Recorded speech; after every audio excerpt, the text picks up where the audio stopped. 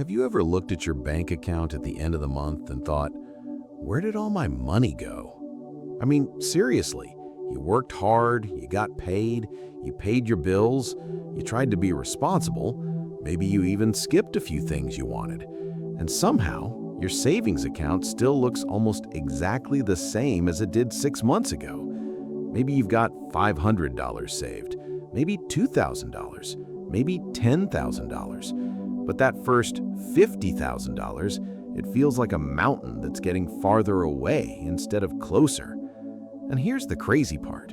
Most Christians believe they're doing the right things financially. They're avoiding greed, they're being generous, they're trusting God. Yet year after year, they're still living paycheck to paycheck. If that's you, this might completely change how you think about money. My name is Daniel Graces, and I spend way too much time thinking about biblical wealth and Christian finance. If you're someone who'd describe the view's financial struggle, make sure to hit the subscribe button and give this video a thumbs up if this helps you out. Now, here's the thing. Most people think the reason they never reach their first $50,000 is because they don't make enough money. But that's usually not the real reason. In fact, according to data from the Federal Reserve, millions of Americans earning middle-class incomes still struggle to build meaningful savings despite earning far more than previous generations. And here's where things start getting really interesting, because the biggest obstacle isn't mathematical, it's psychological. And for Christians specifically, it's often theological. Let's talk about it. Look, this sounds reasonable. If you're making $40,000 a year, you naturally assume, when I make $60,000, saving will be easy. Then you make $60,000, and somehow it isn't. Then you think, well, when I hit $80,000, then $100,000, then $120,000, and the savings still aren't there. Why? Because income rarely fixes spending habits, it amplifies them. Here's a simple example. Let's say John earns $50,000 per year. After taxes, maybe he takes home around $3,300 monthly. He spends almost all of it. Then he gets promoted. Now he's bringing home $5,000 monthly. Instead of saving the extra $1,700, he upgrades the apartment, gets a nicer car, buys better electronics, takes more vacations. Now he's spending nearly $5,000. His income increased, his lifestyle increased, his savings stayed exactly the same. Economists call this lifestyle inflation. The Bible calls it something even simpler, the tendency of human desires to expand endlessly. Here's what most people don't realize. The amount you earn is less important than the percentage you keep. A person earning $60,000 and saving 20% will become wealthier than someone earning $120,000 and saving nothing every single time. Now, you might be thinking, why focus on $50,000 specifically? Great question, because $50,000 is where wealth building starts becoming visible. Let's do some math. If you have $5,000 invested and earn 8% annually, you make about $400 per year. Not life-changing. If you have $50,000 invested, now you're making around $4,000 annually without doing any extra work. At $100,000, that's roughly $8,000 annually. At $250,000, you're looking at approximately $20,000 annually. The first $50,000 is difficult because you're relying almost entirely on your own effort. After that, your money begins helping you. This is why financial experts often describe the first major savings milestone as the hardest. The engine hasn't started yet. You're pushing the car. Now, let's talk about something uncomfortable. Most financial problems are not money problems. They're emotional problems disguised as money problems. Think about it. Nobody accidentally eats an entire pizza.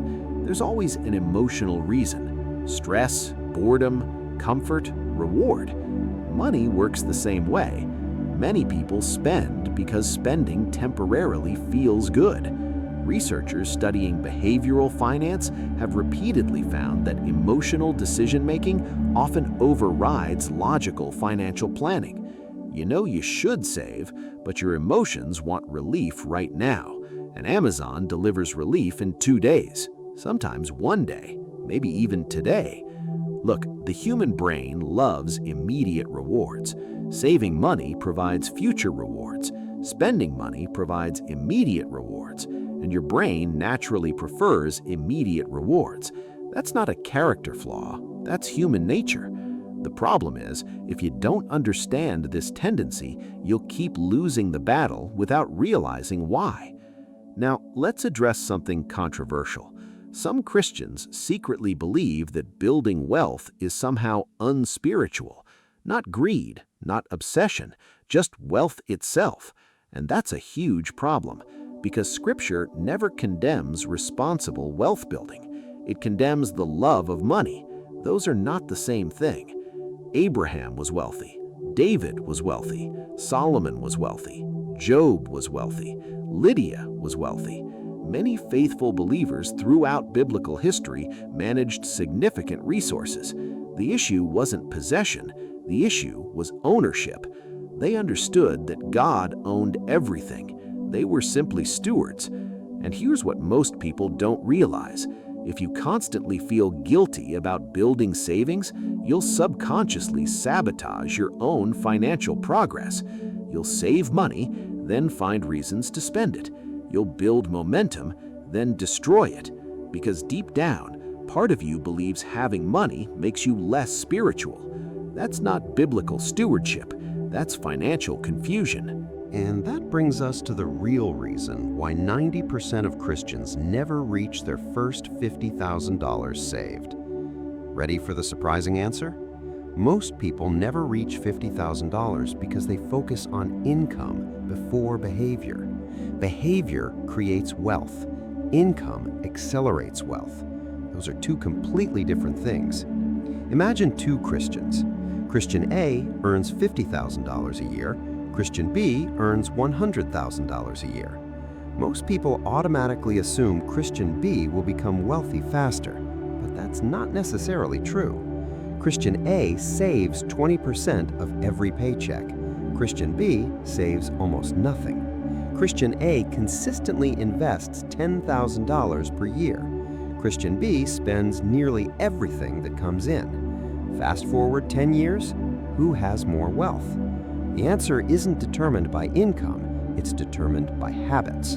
And this is where most people get blindsided, because wealth isn't built during your biggest financial decisions, it's built during your smallest repeated decisions, every month, every paycheck, every year.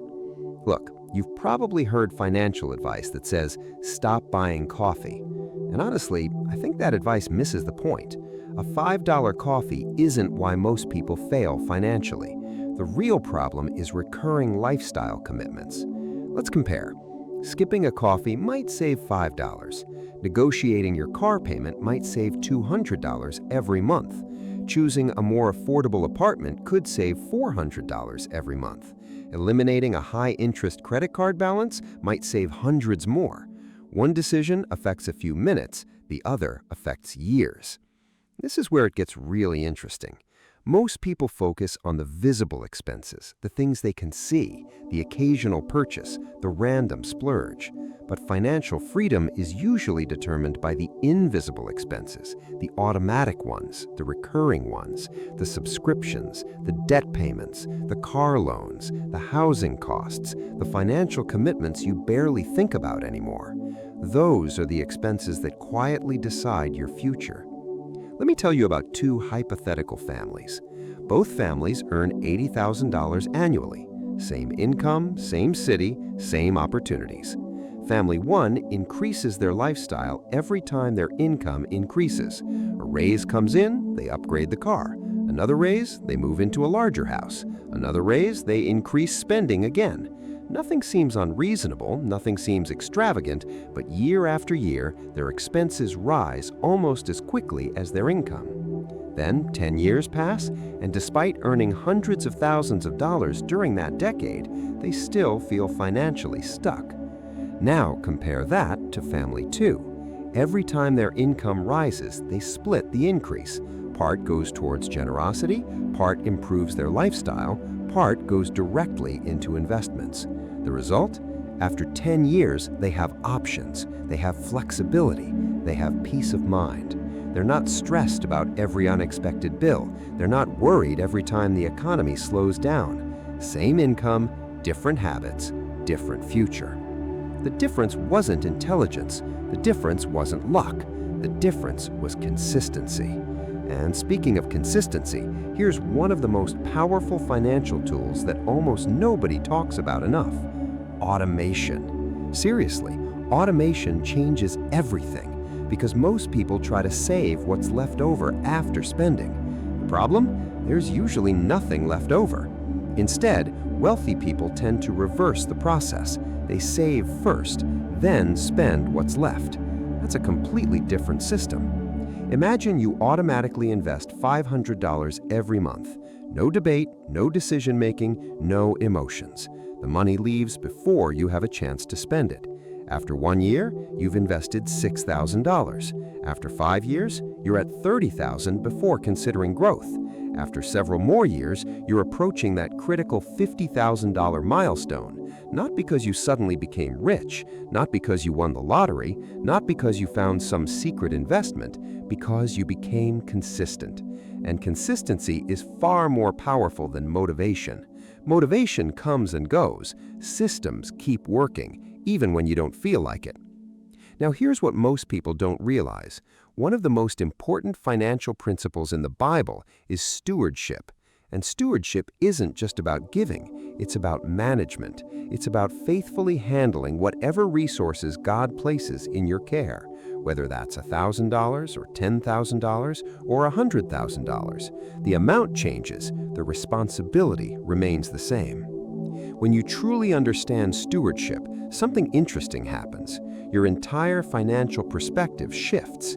You stop asking, "What can I afford?" and start asking, "What is wise?" You stop asking, "What will impress people?" and start asking, "What honors God?" You stop chasing appearances and start building foundations, and foundations create lasting wealth. So let's make this practical. What should you actually do if your goal is to reach your first $50,000 saved? First, track every dollar for the next 30 days. Every dollar. Not most dollars, every dollar. Because you can't improve what you refuse to measure. Most people have no idea where their money is actually going. They think they know, but when they track it, they're shocked. Second, create a wealth gap. This is simply the difference between what comes in and what goes out. Your mission is to make that gap larger. You can do that by increasing income, reducing expenses, or ideally, both. The larger the gap becomes, the faster wealth accumulates.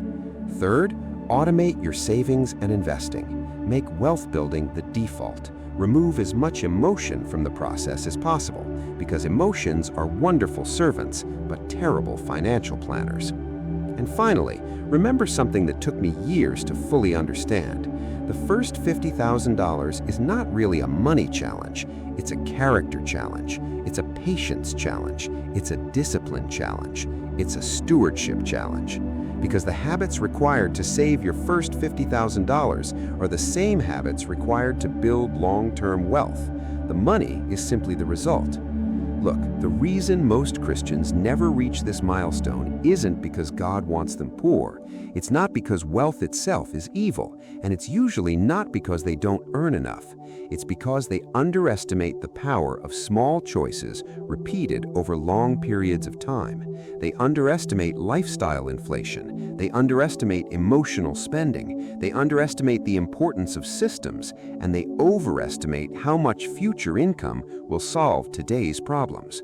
But the good news is that every one of those mistakes can be corrected today. Not next year, not after your next raise, not after the economy improves. Today.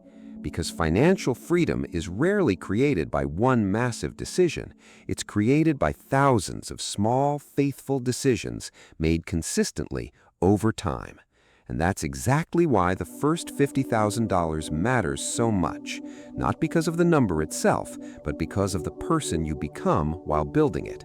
A person who thinks long-term, a person who practices stewardship, a person who values wisdom over appearances, a person who understands that wealth is a tool, not an identity. And once you become that person, the next $50,000 becomes dramatically easier. If this video helped you see money differently, make sure you subscribe to the channel. Leave a comment below telling me what financial habit you're going to change first, and share this video with someone who needs this message. Remember, God doesn't call us to worship money, He calls us to manage it faithfully. And faithful stewardship today creates freedom tomorrow. Thanks for watching, and I'll see you in the next video.